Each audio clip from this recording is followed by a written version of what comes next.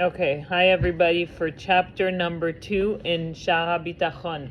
So I want to review last week's chapter. It was just the definition of what trust means. But it's interesting that it divided it in two. It's divided into what does it mean to trust and what does it mean to be trusted. We didn't talk about that. Yeah, we spoke about both. Really? What does it mean to trust? And what does it mean to be trusted or trustworthy? So, do you remember what trust mean? What does trust mean? What? When you have a peace of mind in your emotions and in your intellect. Exactly, when your mind and your emotion, because your mind is not only, it's not the only thing. Your mind and your emotion is completely at peace because you trust the other person. And the other part that we said was, but the main thing is the result. What is the result? Oh God, I don't know why my internet is not good. We just lost connection. So put it on your Wi-Fi, maybe. No, your Wi-Fi should work. Why? Sorry about this, guys. I'm gonna pause. Okay. So we've said, what does it mean to trust is when your heart, your mind and your heart, because many times people will trust different organization or a doctor but many times it will be only with their mind. And how do you know that? Is that even if they trust the person or the organization, or let's say someone goes flying and you trust the pilot and the airline, you're still gonna, your feelings, your emotions, you're still gonna be anxious. You're still gonna have this fear. That means that your heart is not fully trusting, right? You can go to the best doctor, but the day of operation, you still have this fear because your emotion is not totally at peace with the idea of being operated by that person. Even if you trust him, it's only in your mind. It's not in your emotion. But this kind of trust, the real definition of trust, is when your mind and your emotion is totally, completely relying on the other person and trusting the other person.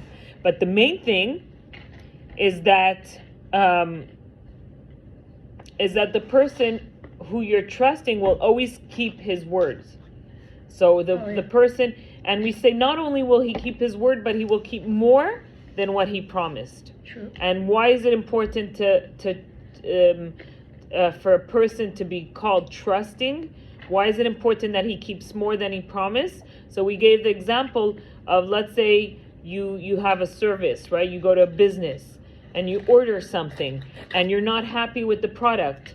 So if the company is trustworthy and they keep to their words, then they don't owe you anything. Once you buy it, that's it. They did what they were supposed to do. They kept their words. They kept their contract. They kept their words, so they should be trusting. But they're not going to help you when you're struggling with whatever you're struggling with, or you haven't, when an issue comes up. That means they're not really trustworthy. Okay? So this is chapter 1, what we learned. Yeah. Chapter 2. Oh, that's it? We're going right away? We're already to chapter 3. Now, it's talking about chapter 2, sorry, I said chapter. Chapter 2 talks about the 7 qualities of trustworthiness. Now you have to understand, you remember we learned in Tanya the terms. There are terms that are used in the world, and then there's the real terms of things, right? We were saying how like people use tzaddik, but then it's not really what the tzaddik means. They'll just say someone who they see who's so perfect, who's doing such good things, they'll say, oh, what a tzaddik. But it's not really what it means. A tzaddik, we learn, is someone who has no evil within him, who never breaks anything, who's completely, it's a gift. It's so too here, trust, the word trust, or the 7 qualities of trust are going to be so extreme that it's going to be hard to find someone who really can fit those 7 qualities. But there's a reason why. There's a reason why. What we say when we say we trust the person, we trust our parents, we trust, is that person, those people are not going to fit in those 7 qualities. And why? And I'm going to tell you in advance, because the whole point of this 7 qualities, this is the real term of trust, is to show us that there's only one person that we can truly trust. Above. And it's the God, it's Hashem above. Alors, and if quand we je te keep disais on... au début, moi aussi, je suis que comme ça, je trust que tout ça, and you were telling me you should trust, it's not automatic. No, but wait, don't get me wrong. This definition of trust, right? This definition of trust is only to Hashem. Okay. But you have to trust people, because if you live in a world where you don't trust people, then you're constantly going to be in struggle. And so there's 2 extremes. There's a person who's constantly looking to trust someone to the max and is constantly deceived and is constantly upset and because they're putting their trust in other things. But then what is a healthy way of trusting people is when you have this balance where you trust that God put you these people in your life to help you. He gave you these parents, and these parents are going to be the best parents to bring out the best in you. He surrounded you with certain people, and those people are going to do whatever they do their best to their best ability. So without you having to put your trust in them fully, you trust that God sent you all those people in your life. So you have to have a certain level of trust. Mm-hmm. But you shouldn't be putting that trust that we see in the 7 qualities. So what are the 7 qualities? We lost Dana, but okay, I'm still going to continue. אך הסיבות אשר בהם ייתכן הביטחון מהבוטח על הבירואים הם 7. There are 7 factors that enable a trusting person to trust another creation, a friend. 1. A friend must show that he truly cares about his fellow. אחת מהם הרחמים והחמלה והאהבה. The first factor is a friend must possess the character traits of compassion, empathy, and love. So I also believe that through these 7 factors, you can still find people that are more trustworthy than other people. So even if you don't have to put your trust like you put your trust in God, you still have to look for people who have compassion, empathy, and love. Those people are going to be more trusting. So again, there's what the world calls trust, and then there's what the Torah calls trust. So according to Torah, the only trust you should have is Hashem. But according to the world, yes, it's very healthy to trust people around you. And how? Look for someone who has compassion, empathy, and love. כי האדם, כשהוא יודע בחברו שהוא מרחם וחומל עליו, יפתח בו ותנוח נפשו עליו בכל מה שיתחיכהו מעניינו. Knowing that a friend has compassion and empathy for him, a person will place his trust in his friend and have peace of mind due to his reliance on him regarding all matters with which he troubles his friend. Someone who's loving, who has compassion, who has empathy, will be more available for their friend than someone who doesn't have that. Even if it's an employee? I don't know. No, Torah it's only us, okay. No, I didn't. It could be a non-Jew, but it says that a non-Jew you can't fully trust because they have the klipat, Noga? Not noga. Noga is a klipa that you can elevate. We have the klipat noga because it has a little bit of good, but non-Jews come from klipat, shalosh klipat atmeas, and there's no good in them. Okay. So it's. But besides the non-Jews that are Chasidei Umot Haolam, they have good in them. Okay. So a person who knows that his friend truly cares will feel confident that his friend will fulfill any request for him. Okay, so again, this can help you find good friends, trustworthy friends. However, compassion alone is not enough to create trust in the person he cares about. So sometimes a person can be very loving and caring, but it's not enough. Will he really be there for him? Sometimes you have friends who love you and care for you. Sometimes you have family members who love you and care for you. But are they really there? So what's the second factor? What is it? והשנית, שיהיה יודע בו עם אהבתו שאיננו מתעלם ממנו ולא מתעצל בחפצו, אבל הוא יודע בו שהוא משתדל ומסכים לעשותו. The second factor, the person knows that in addition to his friend's love towards him, his friend will not ignore him, nor will he become lax in fulfilling his wishes. Rather, the latter knows that his friend has decided to fulfill his wishes and will make every effort to do so. So the second factor, what is it? So 1 is loving. Compassion. 2 is that not only he's loving, but in his actions, when he will act, he won't ignore him, and he won't say no to his wishes. He'll be available for him. So his actions, it's not only his emotions that are there, but his actions. Many times you'll see parents or people who say, I love that person, I love that person. But when that person is in distress or struggling or needs a favor, suddenly they're not there. So that's also very important. כי אם לא יסברר לו ממנו כל זה, לא יהיה ביטחונו עליו שלם, מפני שהוא יודע התעלמותו ורפיונו בחפצו, וכאשר יסקפצו לבוטח ממי שבטח בו, שתי מידות אלה, גודל רחמנותו עליו ורוב השגחתו על עניינו יפתח בו מבלי ספק.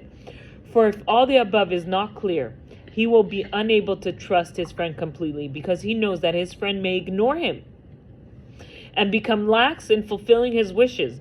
Only when the friend he is trusting possesses both these qualities, 1, great compassion for him, and 2, attentiveness to all his matter, will he be able to rely on him without any doubt. Okay? That's number 3? No, that's 2. toujours So we're by 2. So it's not enough to love someone, your actions also matter. You have to be there for them. What's number 3? Yeah. והשלישית, שיהיה חזק, לא ינוצח באשר הוא חפץ ולא ימנעהו מונע מעשות בקשת הבוטח. The third factor, the person being trusted must be so strong that he will not be won over by others who tries to oppose him regarding any matter that he wishes to achieve. Nothing will stop him from fulfilling the requests of the one who is trusting him. So it's not enough to also be there in your actions, but sometimes someone could be influenced. He wants to help, let's say, his friend, but other people say things, oh, you shouldn't help him, he's constantly taking advantage of you, or whatever it is. That person has to be strong enough and stand up against any obstacles that come his way. Sure. That's huge. That's the unconditional love that we get only from our very close family. And even from our very close family, sometimes things could come and break. I'm saying you can't fully trust. כי אם יהיה חלש לא ישולם הביטחון עליו, אף על פי שנתברך שהוא מרחם ומשגיח מפני הימנע דברים ממנו ברוב העניינים, וכאשר יסקפצו בו 3 המידות האלה, יהיה הביטחון עליו יותר ראוי. I just want to make sure that she's not trying to sign back on. No. You have internet there? Yeah, the internet's working. It's okay. For if he is weak, then the trust in him cannot be complete, despite his clear compassion and attentiveness. Okay. Why? Because in many situations he will be lacking the means with which to fulfill the wants of the person trusting him. Only when all the above 3 qualities are combined and are present in a friend will it be most appropriate for a person to place his trust in him. So again, it's just repeating how important it is to be strong in your belief. Again, I think of a parent, but sometimes a parent can't even be there for their child. There's challenges that can come, there's things that can come, and they can't. I don't believe it.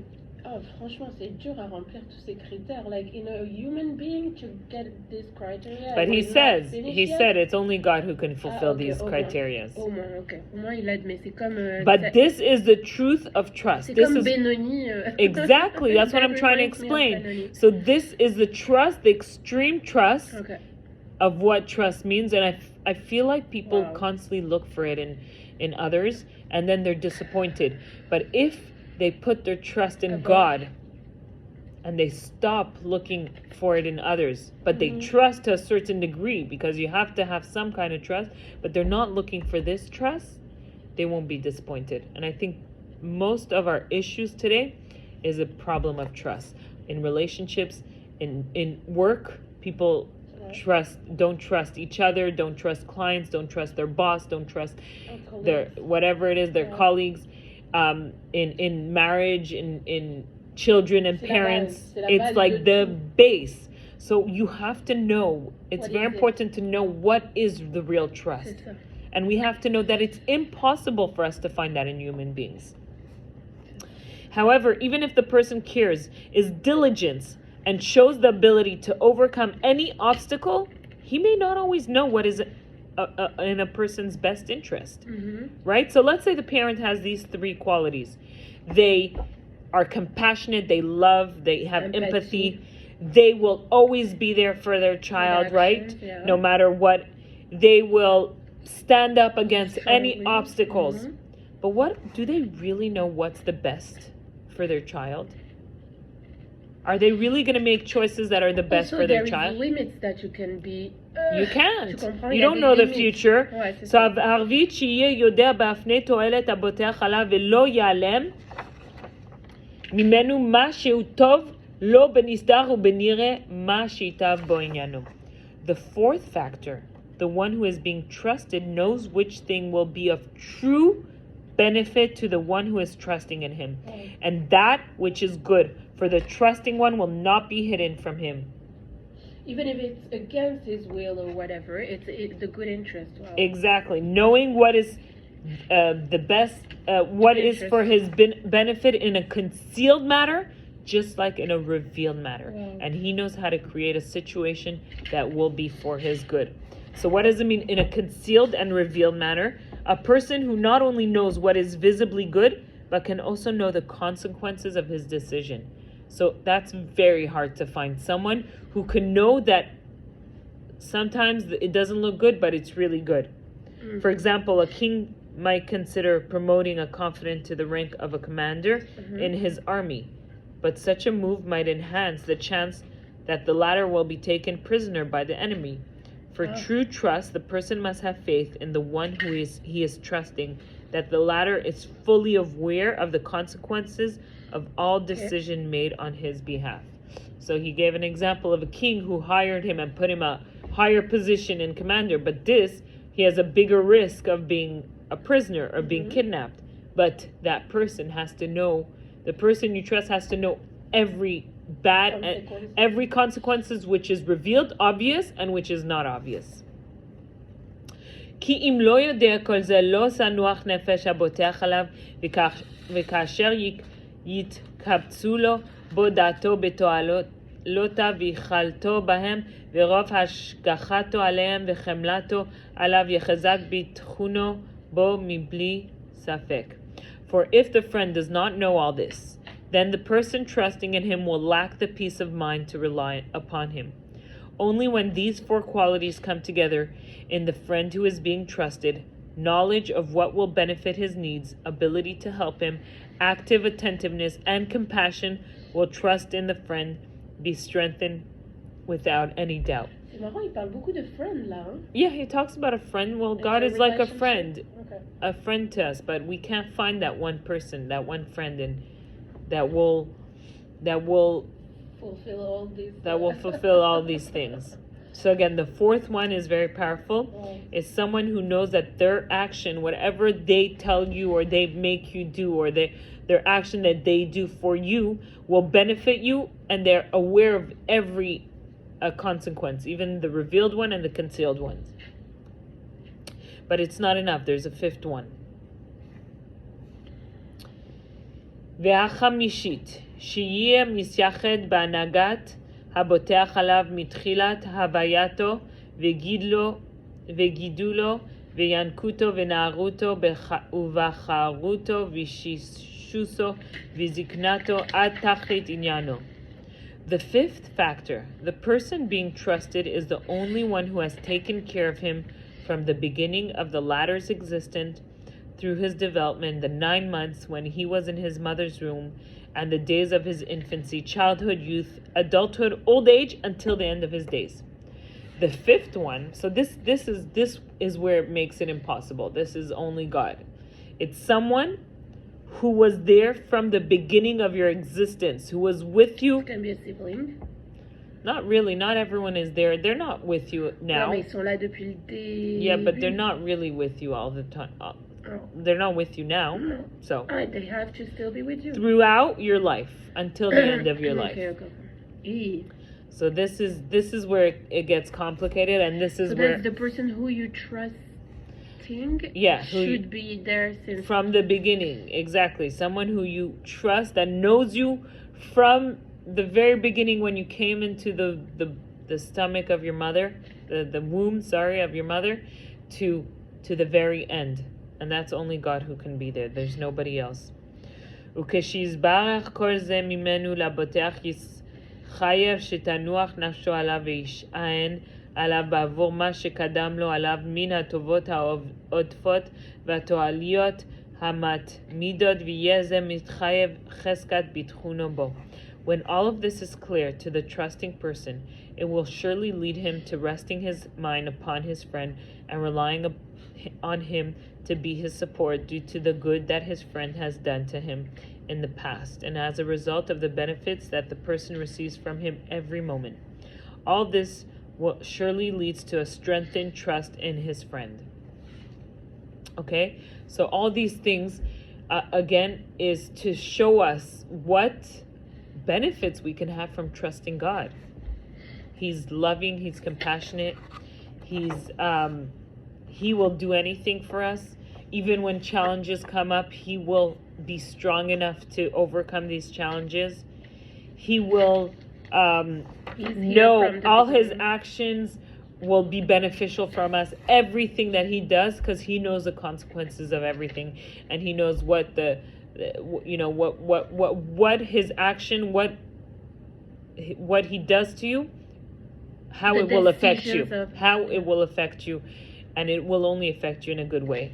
And of course, he's there from you from the beginning of creation to the end, from your beginning of existence to the end of your days. So who is better to trust than God, than someone who knows everything about you? It's so relieving to know that we have someone to rely on. But it's not enough. There's a sixth one. והשישית שיהיה עניין הבוטח כולו מסור בידו ולא יוכל אדם להזיקו ולהועילו ולא להיטב אליו ולא לדחות נזק מעליו זולתו כעבד האסור אשר הוא בבית הבור ברשות אדוניו. The sixth factor, the person who has trust is completely in the hands of the one he trusts. No one else is able to harm him, help him, do good to him, or protect him from harm. Just like a servant who is tied up and imprisoned, who is completely under the jurisdiction of his master, with no one else able to do anything to him, neither good nor bad. וכשיהיה הבוטח ברשות מי שבטח עליו על העניין הזה, יהיה יותר ראוי לבטוח עליו. When the person who has trust is completely under the jurisdiction of the one he is trusting in the matter outlined above, it will be even more appropriate for him to place his trust in his friend. So he's completely relying on the person to protect him. No one is able to do anything to him, not to harm him, not to help him, not to be there for him, because he is completely in charge of that person. He took responsibility. So when that person has that feeling, they're not worried. Do you understand the sixth one? Ça peut exister. Like what? Like you can completely rely on a person you're trusting. Who? But that no, person... but let's say you decide to rely on your mom completely. It's okay. Someone could harm you. That you have to rely that nobody can harm you. Someone else can get in the way. No. You're relying on a person that no one... That they're fully no one can hurt you. Wow. Oh, wait, and no one's able to hurt you or do good or help you or do anything good, because they're fully taking care of that person, protecting them, and no one's able to get to you. Okay. Oh, ça c'est un peu plus plus dur à trouver. Okay. And finally, there's one last one. Finally, the author says that the friend who is being trusted must be known as generous and kind, both towards those who deserve it and those who do not.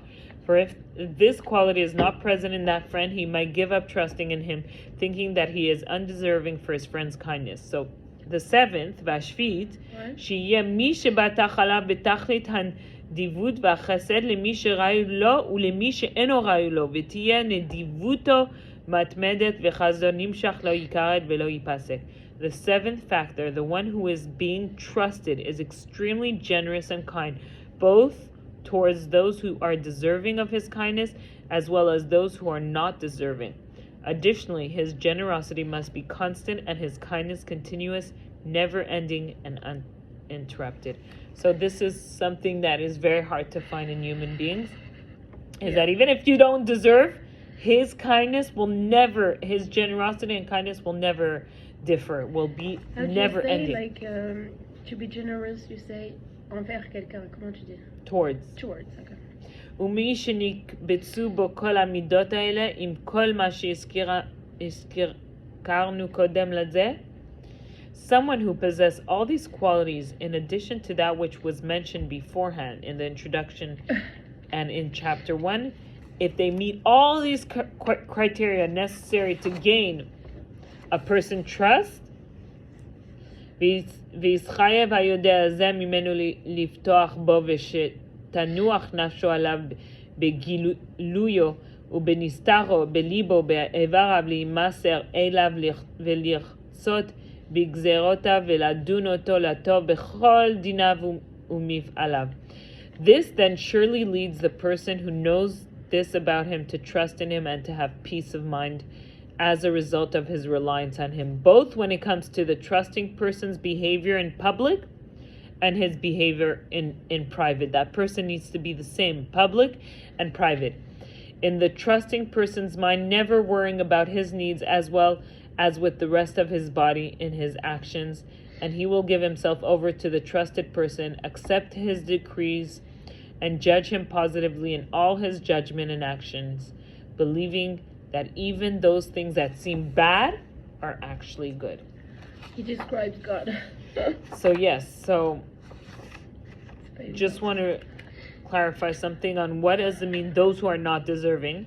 Yeah. With this statement that trust will produce positive results even for the undeserving person, the author shows the distinction between faith, emunah, and trust, bitachon. So emunah is faith, and trust is bitachon. So what's the difference? A man who has faith that God is in control of the world does not necessarily expect a good outcome because he is worried about his spiritual standing and doubts whether he is deserving of divine blessing. Do you understand? The man of trust, however, has no such doubts. He has simple, unadulterated trust that his request will be fulfilled. In the words of Rabbeinu Bachaya, the believer possibly has no trust because he may fear that his sins will cause him to suffer or that he already received reward for his good deeds. So that's a difference between emunah. You wanted to know what's the difference between emunah and bitachon? Emunah, faith, is you believe that everything comes from God, but you don't especially believe that it's for the good. No. What? That you will be deserving, that you're deserving of the good of God. Bitachon is when your bitachon, your trust is so great that you know that God, no matter what, will be there at your side, will be doing good for you, and will be and even if you don't deserve. That's bitachon. That's the difference.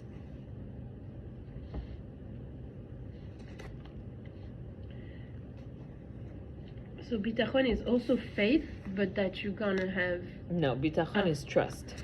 It's trust that you're gonna have good no matter what. Yes. You're gonna be rewarded.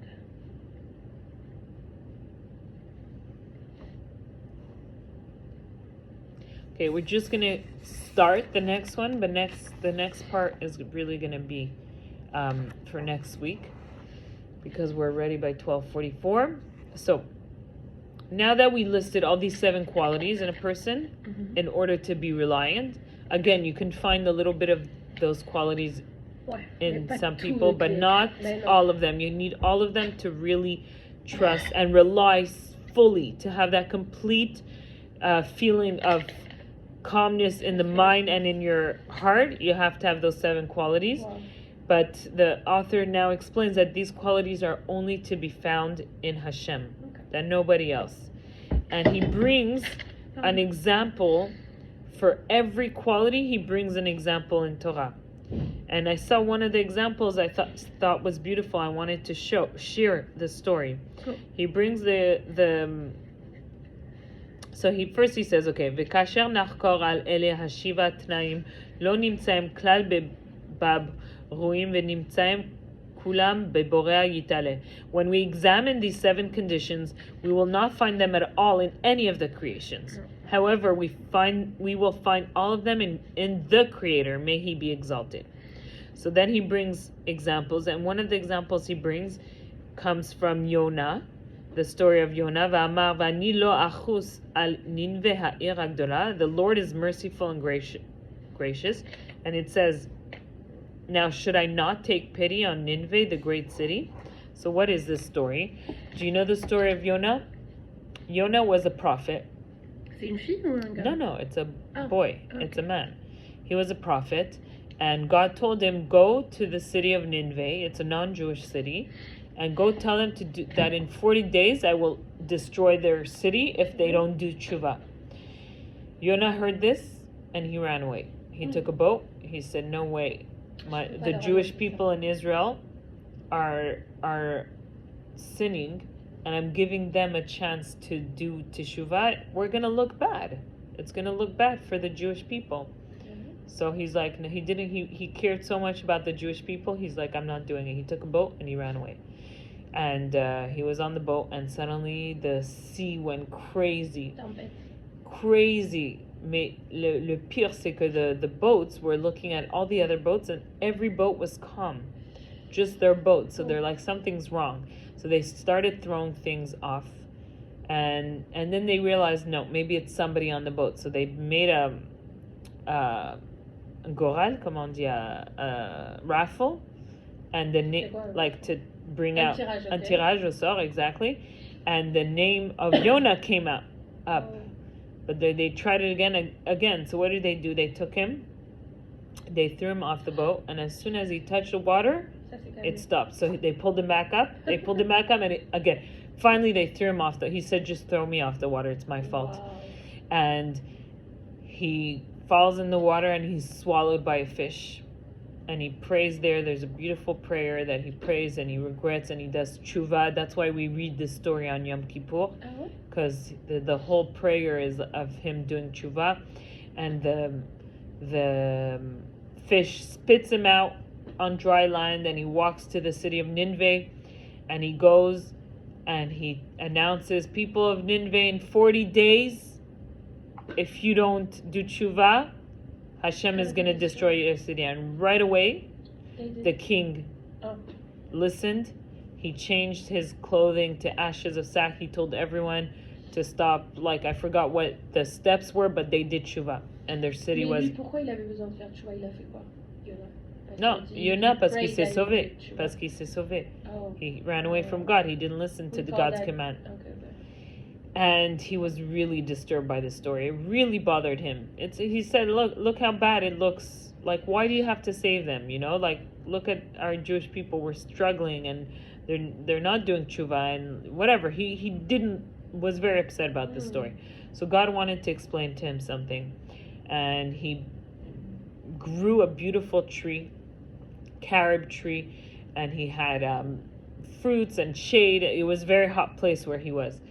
And a few hours later, maybe that night, he sent a worm that killed the whole plant, and the whole plant was dead. And when the plant died, Yonah was so upset by the plant being killed. He's like, just take me. Like, he couldn't handle it. And God said, look how you are upset by a plant being killed that came. You didn't even grow it. You didn't do anything. It just grew out of nowhere, and you're so upset about the plant being killed. Imagine me about all those people in Nineveh being killed. What do we see here is that even if they were bad people, Hashem still had pity. He has pity over his creation. He's so compassionate. And this story brings the side of God's compassion for every human being. He cares about every human beings, and He loves every human beings. And again, these are traits that we work for, that we try to imitate, but we have to accept. In order for us to be forgiving, we have to accept that we will never be as trusting as God is to us. And as much as we try, we have to also know our limits, and we have to believe in the limits of other people, that we can't find people to trust as much as we trust God. So our trust has to be fully in God. Thank you for listening.